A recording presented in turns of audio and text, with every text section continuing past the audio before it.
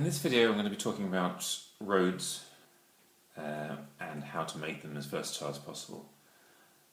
These are some roads I made a while back. I'm not tremendously happy with the texture of them. I don't think they really stand out as much as I would like from the land around them. And also I've added these tufts of grass using static grass, and they're quite bright green next to the turf I've used elsewhere.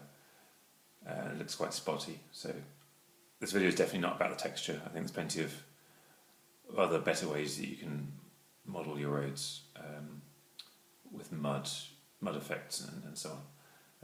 I'm sure there's plenty of videos around the place, around the internet, on YouTube, where you can find tips on making roads. This is just about the geometry of hex roads.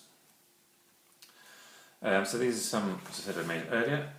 I have these ones here, which are simple roads going straight through from one side of a hex to another. This is the sort of most obvious kind you'd expect from a hex road.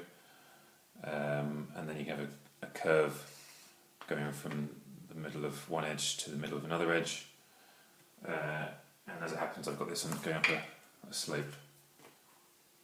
So I guess that makes it slightly unusual. You don't normally see roads doing that in hexes, but there's no reason why you can't do that.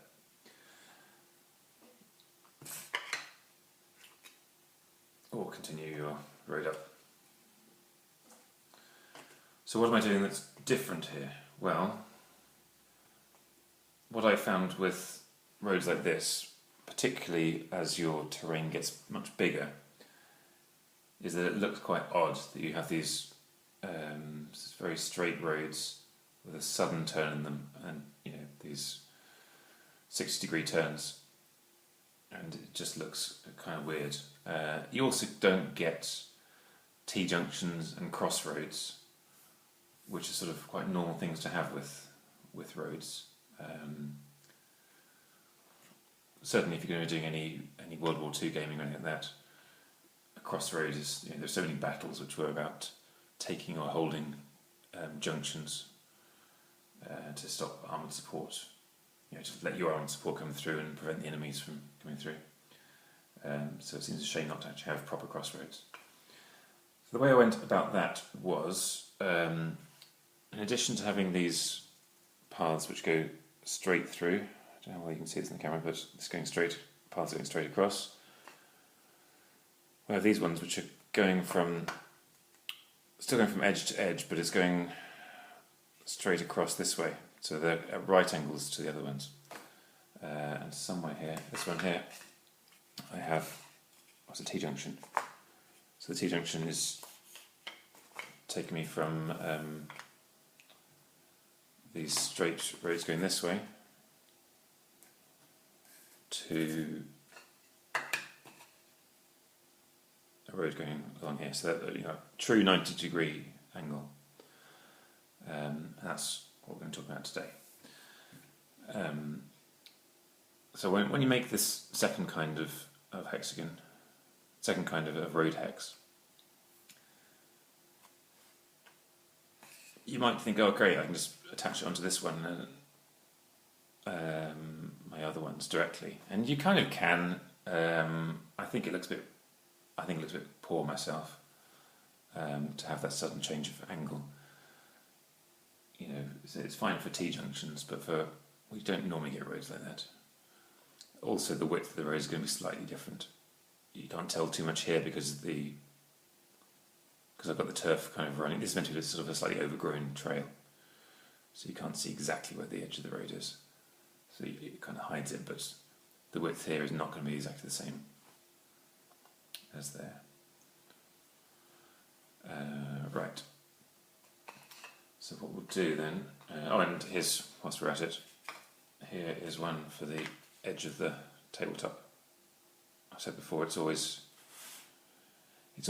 good if you can have features like roads and rivers, rail lines, not go straight on perpendicular to the board edges. It makes it look much more natural if they can come in at an angle. So the board edge is here and the road's coming, the board edge is there and the road is coming in at an angle to it. I think looks much better aesthetically. Okay, so I'll show you how to do it then. The measurements to use for maximum versatility. So I've got a plain hex here, made previously. I'd normally do this with a pencil, but to make sure you can see it on camera, I'm using a pen. This is gold, because it comes out kind of brownish and it'll be a lot easier to paint over afterwards without it showing through. Every hex counts. Right, the width of your roads should be the same as half your hexagon, this way. Because you want your roads to be the same width, however they run across your hexagons, whichever direction they're going in. The roads should always be the same width.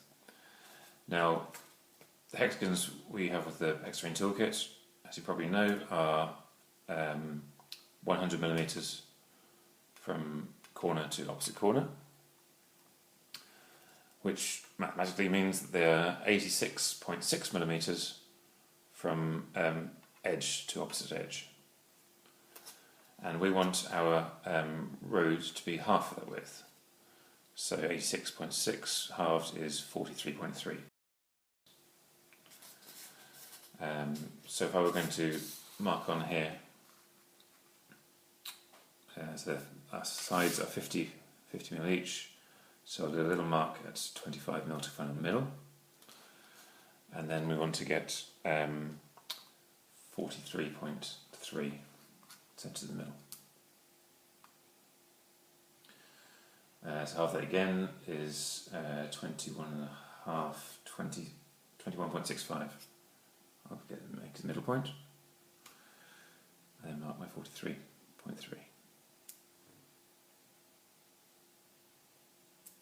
So that's quite an exact measurement to do. With a fine pencil, you can get pretty accurate. With a pen like this, you're not going to.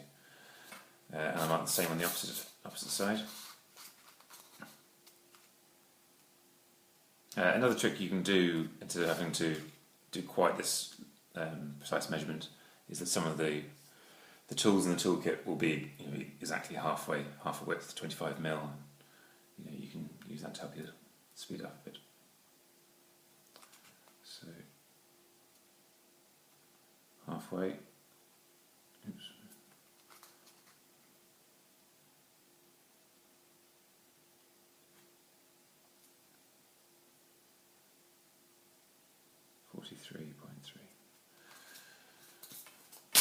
Okay, so if I were to join these lines up, that would give me a straight road across. What I want to do here is make a crossroads. So what I'm going to do is bring it to the halfway point only.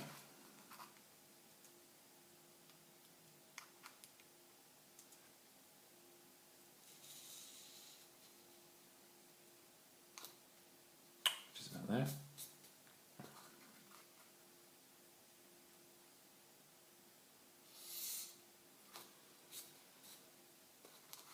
And then I'll join those edges at the ends of my lines to the edges of the corners of the hexagon. There we go. So this could be quite happily be a t-junction. This is obviously not the right depth of hex, but to prove my point, ignoring the fact it's the wrong depth, wrong thickness. We can have it like this, and it'll just be a T-junction, if we had an ordinary grass piece here. Or if you want it to be a crossroads, you just have the next piece joining on, and because this road goes right the way up to the edge, the same piece can be used as either a T-junction or a crossroads. More versatility, which is great. Make sure your roads are 43.3mm, or as close to it as you can get, whichever direction they're running in. That means they'll always take up the full width if your roads are going across this way, and if they're going the other way, it'll leave us a little gap at each side. If you want your roads to transition from one direction to the other, and not via a junction, you'll need to make a curved section to transition from one to the other. So here's what the curve I've made. So it approaches from the straight on side, and then if I turn this around, it leaves in the other direction. So you get a little transition there. So on the flip side of this, I'll show you how I would do one of those. So if I do my entry point again,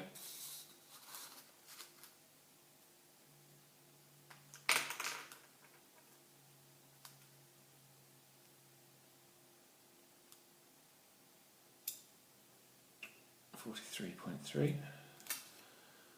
Okay, and I want it to leave, so it's going to start here, and I want it to leave by this side here. Remember, it's going to be leaving by the full width of it, because that will be, although this side is 50mm long, at the angle it's going to be leaving at, it'll be 43.3. And then you're going to have to freehand this really. So when I arrive on this hexagon, you want to be perpendicular to that side, like so. But when it leaves, it wants to be perpendicular to, well, parallel to this side. Okay, so it's going to come on like this, curve and leave like that.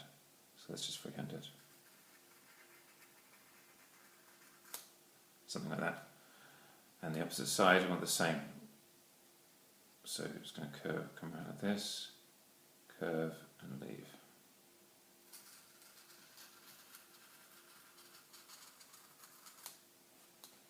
That's the kind of shape you want.